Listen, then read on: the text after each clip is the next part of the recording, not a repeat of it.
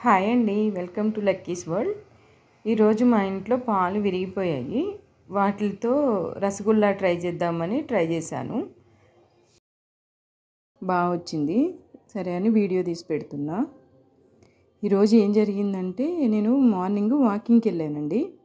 వాకింగ్కి వెళ్తే అక్కడ దారిలో ఒక చికెన్ షాపు దగ్గర కోళ్ళని కాళ్ళు కట్టేసి ఒక తాడుకి కట్టేసి బండి మీద ఒక సైడు 4 రోప్తో కట్టేసి వేలాడగట్టారండి.